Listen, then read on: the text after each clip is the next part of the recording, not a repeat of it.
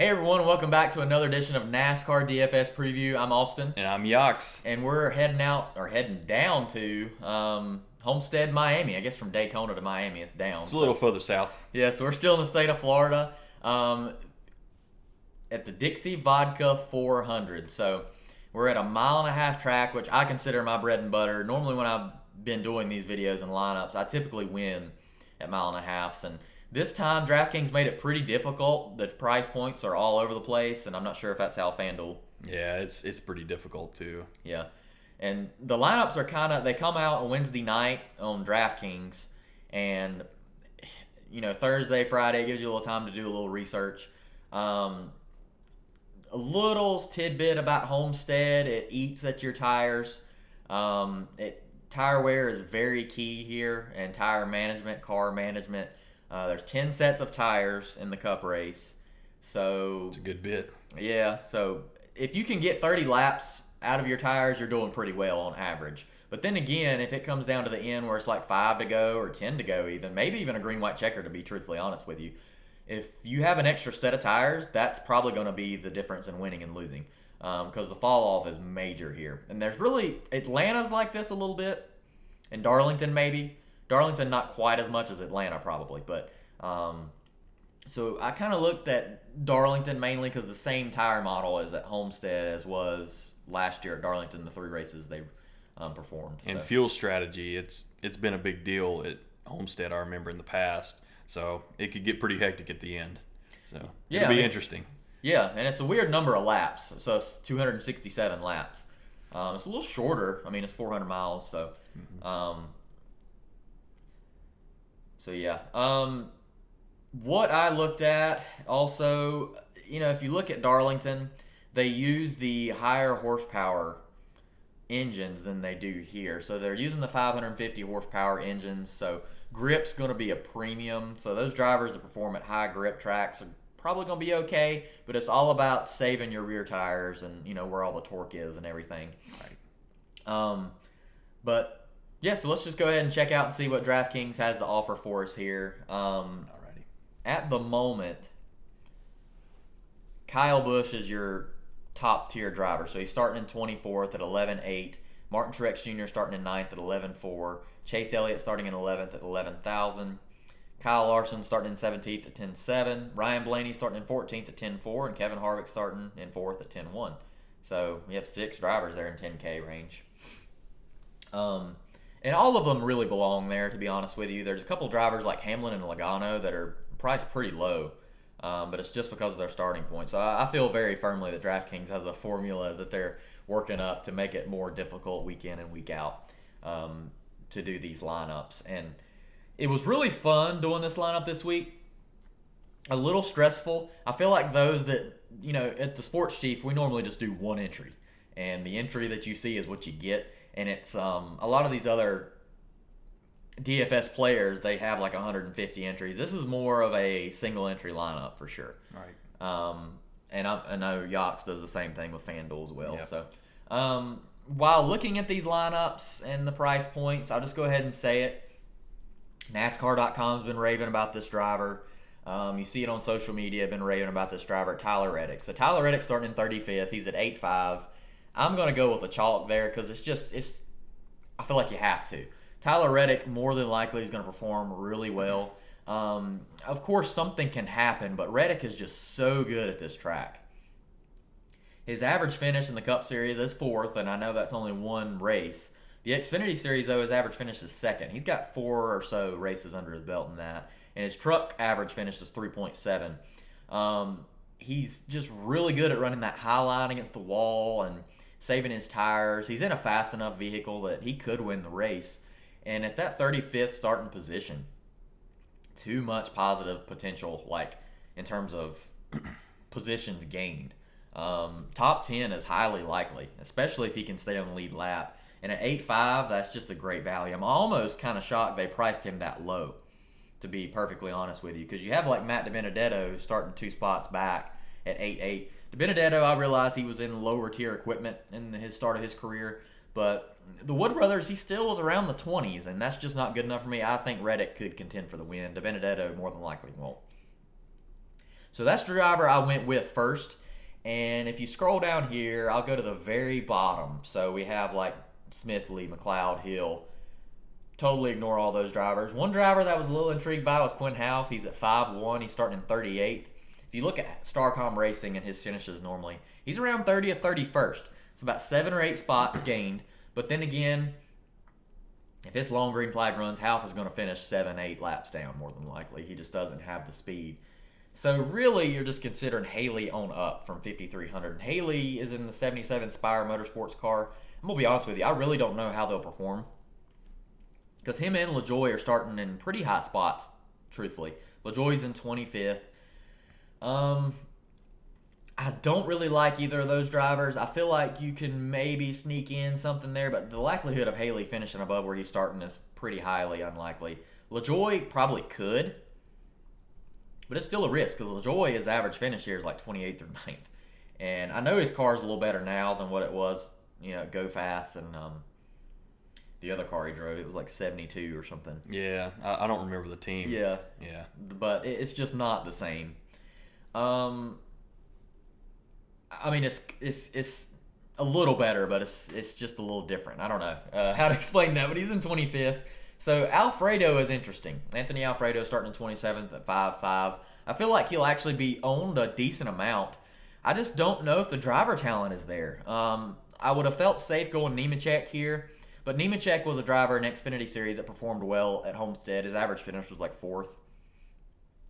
And I just don't see, Alfredo did have a good average finish in the Xfinity Series, but I just don't see that kind of weighing out. Alfredo was in a Richard Childress Engine's car, so like what Reddick was driving to win championships. Yeah, he's had such a small sample size too. Like if you look at his history, I think he only has like one full season in the Xfinity, and I think maybe the same for the Truck Series. He don't have a whole lot of NASCAR experience. Not a lot of laps, yeah. So it's just hard to gauge. I feel like he could do decent, but it's just hard to gauge because there's just so little experience that you can judge it off of.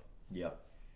Yeah, so really what I'm going to go with here, and I'll just go ahead and say who I was leaning towards, this area here. So Chastain and Briscoe. Chastain starting in 32nd, Briscoe starting in 30th. Now, I'm going to pick Chase Briscoe. He's at 7-2. Chase Briscoe was killer in the Xfinity Series here. His average finish was 6th. He's got a win in the trucks and Xfinity. Hey, he's in a 14 car that was driven by Clint Boyer last year. The Boyer actually, at Darlington and Homestead with the same tire model, he was in the top 15 every week. And Briscoe, all I ask is a top 15, really. He finished 11th at Homestead last year, if I'm not mistaken. Yeah. Boyer. Yeah, so, I mean, the car is fast. The car is faster than Chastain, and I'm going to go towards that, and he's cheaper. And I know there's 2 spots difference. The talent to me is better. The car's better. I just like Briscoe a lot. He's got a dirt racing background, so he'll probably run the high line, too. I do know one thing. My lineup, I feel like I got a lot of wheelmen in my lineup, and they're going to probably hit the wall a couple times. But if they can keep it off the wall, I feel very good about this lineup. Going with Chase Briscoe, top 15 is all I ask for, really. The Homestead stripes. That's right, yeah.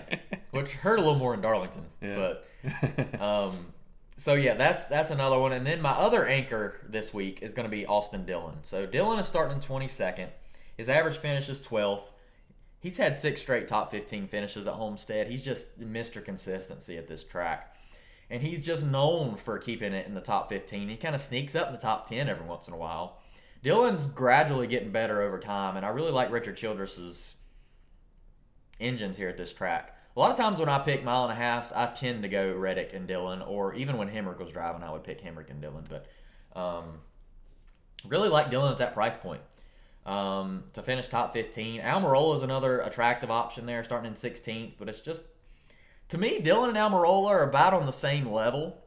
I think if Dillon was in Almarola's car, he'd probably perform a little better, actually. But I really like those 3 drivers. And now that leaves me with an average salary of $8,800. This is where it gets tough. So now you want to pick your dominator. And going up to the top here, Kyle Busch starting in 24th. He's 11-8. I don't know if he'll be chalky or not. Truex will probably be really lowly owned, starting in 9th. But Truex is really good here. And that's the thing about picking these races. Truex's average finish is 10th, which is right around where he's starting. He's got a win here. Chase Elliott starting in 11th. His average finish is 8th. That's better than where he's starting. But I'm going to go with Kyle Larson starting in 17th. And I know that the cars are different from when he was at Ganassi. This car's way faster. He's on a better team. They got more resources. Pit crew is going to be very key here, and he's got Jimmy Johnson's old pit crew. Starting in 17th, the likelihood of him getting a top 10 is very, very high. I mean, even at the Daytona road course, he was contending for the win until he overdrove one of the corners and hit the wall. But Larson at 17th is a gift, and I think a lot of people probably will go that route. But then again, I don't know. I really don't know. I think a lot of people want to go Denny Hamlin starting in first. I think Kyle Busch may be 20 or 30% on. Larson's probably going to be 20 or 30% owned as well. So that leaves us with 7,950. Larson is my pick to win the race, by the way, just by going with that. He's going to get to the front pretty quick. Now, here's where it got tough. So I was trying to manipulate some strategies. Like I was talking about Alfredo earlier. If you go Alfredo, you have 10-4 left, and Ryan Blaney is there. Ryan Blaney is a really good driver here. His average finish is 5.2 in the Xfinity Series. So Cup is 17th. So I was a little turned off by that. But really one race is what hindered that. And he also was driving for the Wood Brothers, which is nothing like his Penske car. Right. It's same kind of team, but it's just a lower quality car, really. So you could go that route, and you also have Hamlin there. But I'm not going to go that route. One driver that really snuck out to me was Cole Custer. So let's go find Cole Custer here. You look at this, pre-starting 8th, McDowell 6th, and Busch are 12th. Like, they might be 1 and 2% owned, and you're just like throwing away negative points to me with all those drivers. But Cole Custer starting in 10th. Even if he finished 15th to me, the points differential of him finishing 15th was still higher than what Alfredo could do if Alfredo got a top 25. Custer could actually win here. Custer won at Kentucky, which Kentucky's a high tire wear track. Custer's just great at this track. He 5.5 in Xfinity. He led 292 laps in the Xfinity Series. He was always contending for a win here. I like Cole Custer. I think Cole Custer could likely get a top 10. And I don't think he'll be highly owned. I think people will see that 10th and be like, oh, no, I'm not looking at him. They might even look for Bubba Wallace or Eric Jones, and Custer's in better equipment. Custer's probably, well, him and Eric Jones are pretty close talent-wise to me, but Custer may be a little better, truthfully. So that's what I'm going with here, and then I have 9,300 left over. Again, really like Almarola. Bowman's in a decent spot. DiBenedetto. But I've got Joey Logano available. If I had Denny Hamlin, I'd have pulled the trigger. But Joey's got to lead a lot of laps. Joey's only finished above second once, and that's the race he won when he won the championship. So I'm a little skittish on that one. That's a lot of races for him to finish above second once. He's probably going to get negative, so didn't want to go that route. We'll see about that. Yeah. So I'm going with William Byron. I don't want to go chalk with Benedetto. I think Byron could be chalk, but Byron's priced pretty high. Byron's got a win in the Truck Series. He's 3.0 in Xfinity Series average finish. He's got a top 10, which was his last race here in 9th. If he gets top 15, that's a great choice. So that's it for me. I'm going to go ahead and clean it up here really quick. Kyle Larson, 10-7. Kyle Larson's my pick to win. I didn't look at the odds to see what his odds are, but that's what I'd be. I picked Joey Logano last week, and I was a lap away. A little upset by that one. So let's see. This is where it's like William Byron's my second option. I'm like, okay, that's all right. We're going with him in 31st. Tyler Reddick at 8.5. Austin Dillon at 7.7. Chase Briscoe at 7.2. And then rounding out is Cole Custer at 6.6. So we have Stewart Haas, Childress, Hendrick. All right, we'll send it over to FanDuel, excuse me. There we go. Not the shopping store. Yeah, there we go. Homestead, last year, it began putting their races in the middle of the season. They were, I think, like the 12th or 13th race of the season last year, so the third this year. Homestead has been the championship track for the last basically 20 years. Mm-hmm. The sample of what I could get for looking at my drivers and the research, it was tough to gauge. I didn't really know which way to go because most of those drivers were either competing for a championship, the ones that you wanted to pick, or they were riding towards the back and they didn't want to get in the potential champion's way. Totally different strategy. So it was very tough for me to pick a lineup this week. Like AustYn said, it's 267 laps. It's an increase from, the Daytona 500 was 200. So you're going to start to see laps led become a factor in these lineups. They're not that much of a factor, but still more. You're going to see like bonuses start to come into play a lot more with these mile and a halves, these short tracks. We're going to see it more often in the near future. Looking at the lineup this week, going like I did last week, Tier 1's probably the cutoff line's Kyle Busch at 12-2, and you go up. I have to say, DraftKings and FanDuel's, their salaries were just completely opposite. Like night and day, yeah. Almost. It was insane how much difference there was in the salaries.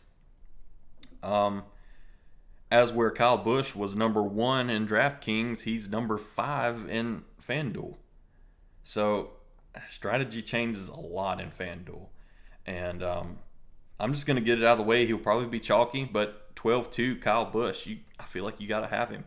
AustYn said he'd probably be 35% owned. I say it'll be around 45 to 50 in FanDuel because that 24th starting spot, he's awesome at Homestead. Well, because he's normally racing for the championship. Exactly. He's normally in the Final Four. Yep. And it changes things with here, and it's tougher to pick. But, I'm just going to go with what I know with his history. He has a 3.2 average finish in his last 4. That's insane. Yeah. And if he gets 21 point position differential, that's a lot of bonus points. DraftKings knew that. Yeah. They took that in consideration when they were picking their salaries. Yep. But FanDuel, I guess they want the chalk. Also, another thing where I was saying the laps led, it's coming into play. He's third in laps led in the last 4 among the sample size. He's third. I think he had something like 180 or 190 laps led, and that'll come into play later on as I talk. But I think Kyle Busch is going to be your guy in the first tier that you want to pick. But with that being said, I think you definitely don't have to get 2 Tier 1 guys. You can pick from the middle tiers a lot easier with the mile and a half tracks because there's a lot more potential with points in the middle of the roster. So we're going to scroll down a little bit. And going back to Joey Logano, he has a 9.2 average finish in the last 4. The last race last year, he was in an accident about middle ways in the race. I think it was like lap 170 something. He was in an accident. He got in a bump up with Ryan Newman. That hurt him a lot in his average finish. So who knows where he would have finished last year if he didn't get in an accident. Sure. So I'm thinking that number's probably around 5. So top 5, it's a drop from the number 2 starting spot, but a top 5 is a top 5, and Joey Logano is my pick to win this race because I think the number 2 starting spot is going to put him in prime position to stay out ahead, lead a lot of laps. I think he's gonna be the lap leader in this personally. Different strategy than what AustYn's doing, but that's just the way I feel. I think he's good enough to race here, and I think judging from the last 2 races, although the tracks are a lot different, he's been running at the top. He's got good cars, so go ahead. And finishing position is so much more important on FanDuel. Right. And the likelihood, like he stated, I didn't realize, I forgot about the wreck there. But he was finishing, what I looked, was 4th a lot. So even if he got 4th on FanDuel, and if he leads laps like Yachts is predicting here, it's gonna be a great pick. Yeah, I feel like it'll be a good pick, and I'm not that scared about the number 2 starting spot because then again I think the laps led are going to come into play, and I think he'll lead a lot of laps. It could be him, could be Denny Hamlin, it could be anybody, but I think for sure Logano is a favorite to lead a lot of laps. And we're going to move down to the bottom. of the roster. And you're looking at a lot of these guys, the mile and a half, they start to dwindle down. You don't really consider them in the mile and a half. I think Garrett, we got a couple more guys down here. Quinn Half, Austin mentioned him. He could be an interesting pick because he really has nowhere to go but up. Dead last. Where's he at? Trackhouse? Is that? No, Starcom. Starcom. I couldn't remember his team, but I mean, I'm not expecting him to finish on the lead lap and really compete for the thing, but he could get a lot of. He could move up some positions from 38. Not a bad pick. If you're really wanting to go top heavy, he could be a guy that you can consider. Corey LaJoie he's came out and said his equipment's better at Spire Motorsports, and he could be an interesting pick. He's a big PR guy though. He likes to talk more about good position he's in. Right. I'm gonna have to wait and see about him. Yeah. It's one of those things I'll believe it when I see it, and we're just gonna move up a little bit. Ryan Priest, man, Ryan Priest has had a good year this year. He has. He's had 2 top 10 finishes, and that's kind of a surprise. And probably ends this week. It could, but who knows? Yeah. Who knows? That 37 car is not terrible, but it's not at the level of like Hendrick or anything. So it'd be interesting to see where he ends up. Anthony Alfredo. Sometimes me and Austin think a lot alike. I was considering Anthony Alfredo this week. $4,500. That's a decent price. Front Row Motorsports generally runs decent at Homestead. I think Michael McDowell got a top 15 last year, and Anthony Alfredo, I mean, although he's not had Cup Series experience, considering the card, John Hunter Nemechek ran top 20. So that's a little positive yield there. Could be worth consideration. I wouldn't consider McDowell as much in the 6th starting spot, but he's had 2 really good finishes at this year early on. So I don't know. Depending on what your strategy is, you can make it work. We're going to move up. Ryan Newman's another one I considered. He's ran the track a lot. He's not the greatest at Homestead, but I mean 23rd, he could get a top 15, and that's 8 positions there. I feel like he's on a downturn though in his career. I mean, he did not look good. It's inevitable, but I don't know. He could be worth picking maybe in this race alone. Who knows? You see a lot of the guys. He took some time on. I was really upset. Well, you'll see it later, but I really wanted Chase Briscoe. He's ran well at Homestead. I don't remember all his stats, but he's ran really well when he's had good equipment. Starting from the 30th spot, I feel like he could be picked a lot, but then again, I think he'll run well. I think a top 10 is not out of the question, to be honest, because like Austin said, and like we were talking about, Clint Boyer, I forgot his name there for a little bit. Clint Boyer, he ran well. He ran well here, and he's ran well a lot of the mile and a half tracks. So I think he comes into play at the 30th starting spot. Matt DiBenedetto, I think he'll be picked a lot. 37th. I mean, he has nowhere to go but up. But how far will he go up? That's the thing. Nobody knows. Nobody knows.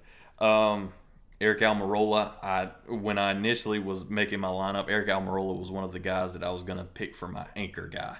He was going to be my guy in the middle of the pack that was going to maybe jump up to the top 10 and, I don't know, I mean, compete for the win. I mean, that may be a little far-fetched, but not really. He runs well at a lot of tracks, like the mile and a half for sure. It's been years ago, but he finished 4th in a Richard Petty Motorsports car. He ran, when I was looking up his stats, he ran well at Richard Petty Motorsports. Yeah. He had a couple accidents here and there, but he ran well at Homestead. Yeah. And he's had a lot of experience at the track. He's had like, I think 11 or 12 races there. Yeah. So he's had a lot of experience at Homestead. Bubba Wallace, another guy that's going to be, I'll believe it when I see it, how good his car is.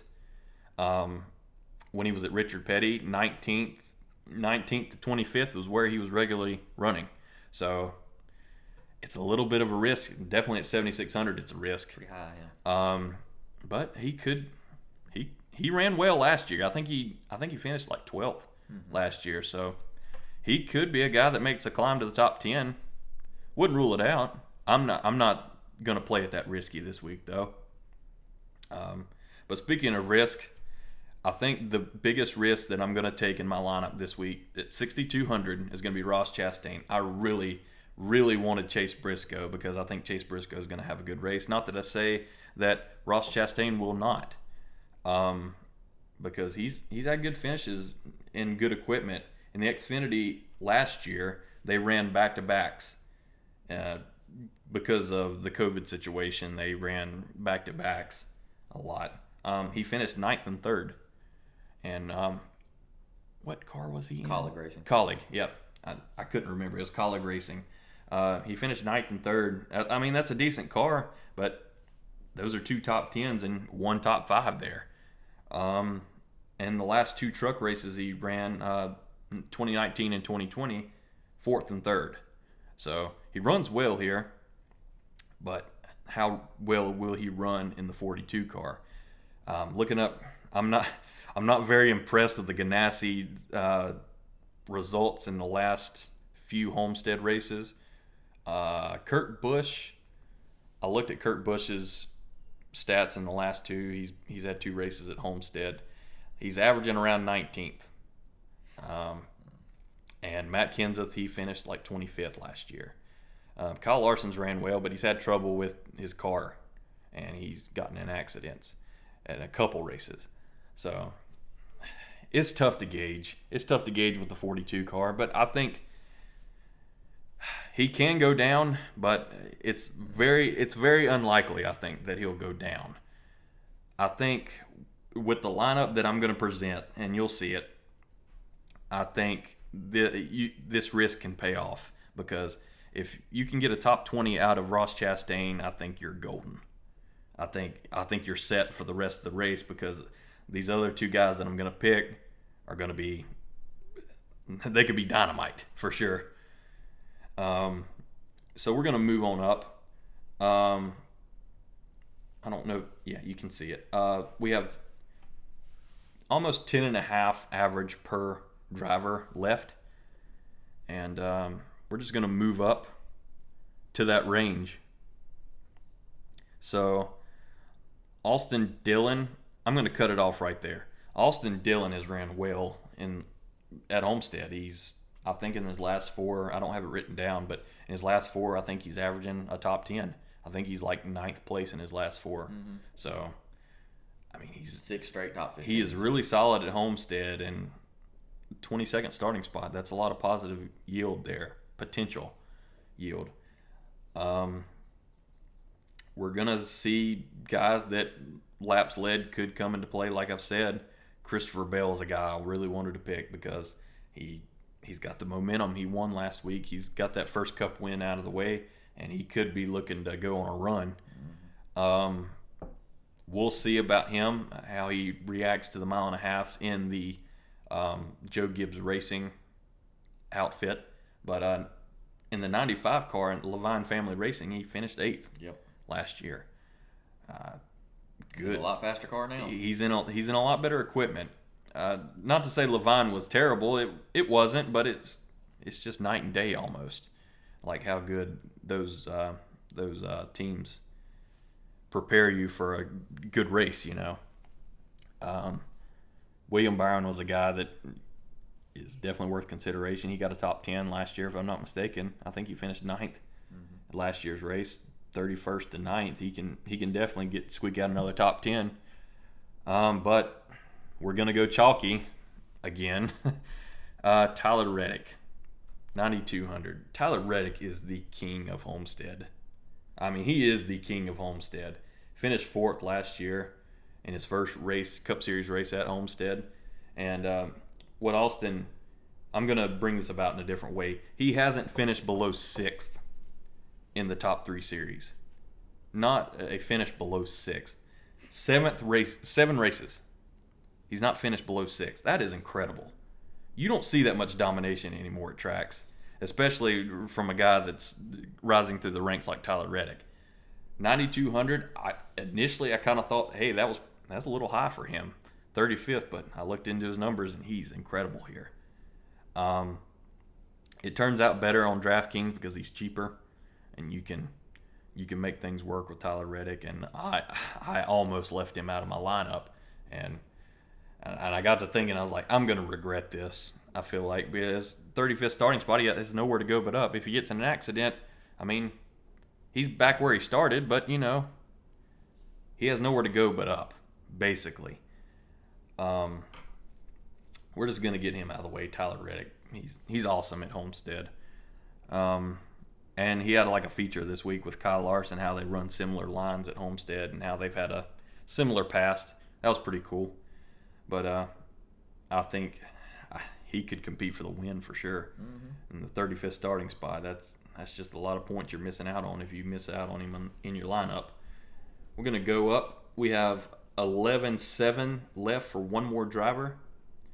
We have a decent amount of potential here. So the cutoff line is Ryan Blaney at 11-7. Ryan Blaney ran well last year. He led 70 laps, I think. Got a top 5. He could do it again for sure. We go down. Oh, never mind. There's no more down. We have a decent sample size here. Like I said, Christopher Bell's a guy that I feel like I may regret not putting him in my lineup at 8-7. But I think there's more potential here.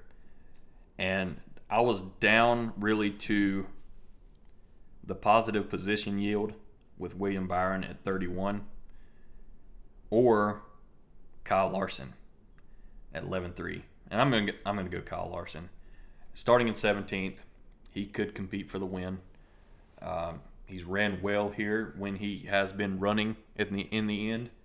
Like you said, 13th average finish in 7 races at Homestead in the Cup Series. And one stat that I really wanted to point out, he is second in laps led over the last 4. He only raced 3 races, so he missed out on 1 race. Mm-hmm. So he's second. And if he raced in that last race, who knows? He probably would have been the leader. Who knows? And if you move up, there's a lot of different things you can go with your lineup. Truex was the guy that led the most laps at Homestead in the last 4. And he was going to be the guy that I was going to replace probably with Joey Logano, but I thought, Joey Logano could stay up there. Truex didn't do as well last year. I think he finished like 12th. He started from the 6th spot. He went back a little bit, but I think a top 10 is almost a sure thing for him.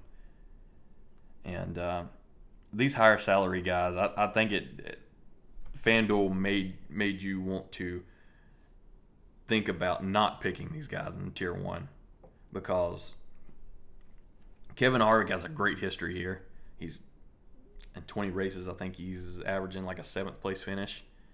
That's insane in 20 races. Denny Hamlin could be in a similar boat. He'd start from the pole. He started from the pole last year and won the race. So we'll see about that. I think this is your best lineup as far as FanDuel goes, though. So we're going to clean this up, get it fresh. Kyle Busch, 12-2, starting in 24th.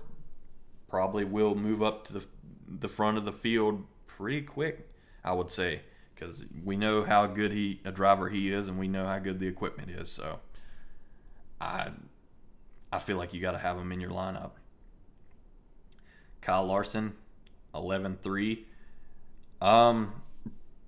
I'm not really. I would say it's on the risky side to pick him at 11-3, but I don't think it is. He runs well here. If he stays off the wall, top 5. I think a top 5 is for sure. And Joey Logano, he's my pick to win the race. I think he'll lead the most laps. I think he will dominate today. Well, today, basically. Tomorrow. moving on down, Tyler Reddick, the king of Homestead, I'm calling him. 35th starting spot, 9,200. It's hard to pass up. I think he'll be owned a lot, but it's hard to pass up. And we'll move on down to Ross Chastain. Again, not my favorite pick. I wish I could have had Briscoe, but then again, at the end of Sunday, I could be like, hey, I'm glad I picked Ross Chastain. We'll see. He's ran well here in the past in other divisions, but we'll see. I'm interested to see how it all unfolds here. And that's going to finish it up. All right, so there you see the differences in FanDuel and DraftKings. So it's a shame that FanDuel only has 5 drivers, because I'm looking through Yachts' salaries there, and it's like there are so many good drivers to pick here. So many potential lineups. Yeah. That you can go with. Yep. And it's, the thing about picking Kyle Larson is we don't really know how well he'll perform in that Hendrick Motorsports car, but the equipment's just so much better than we can assume he'll be up at the front. Yeah, so I really like him in that spot. But yeah, that's pretty much the breakdown here. I'm trying to think if we didn't cover anything there. I think we got it all covered. Yeah. So if you like what you see here, just hit the subscribe button here on YouTube, so you can find us on The Sports Chief. Also on Twitter at The Sports Chief, and Instagram as well. So if you like our YouTube videos here, just like I said, subscribe. And then if you want to make comments, we try to help you out if you got any questions or anything like that, or if you have any comments or anything. So that's what we're rolling out here.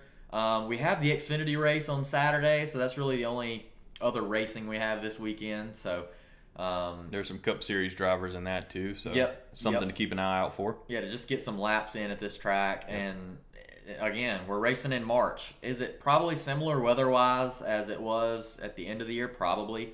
But then again, I think those championship drivers put a lot more emphasis on their cars then than they do now. Absolutely. And I know I'm picking like a younger lineup, not really the veterans and everything. So hopefully it's going off of their driving prowess, kind of what they're good at. And that's what I was aiming for. So anyway, I think that'll wrap it up. Hope you have a good rest of your weekend, and hope this helped you out on making your NASCAR DFS lineup. All right. Thank you.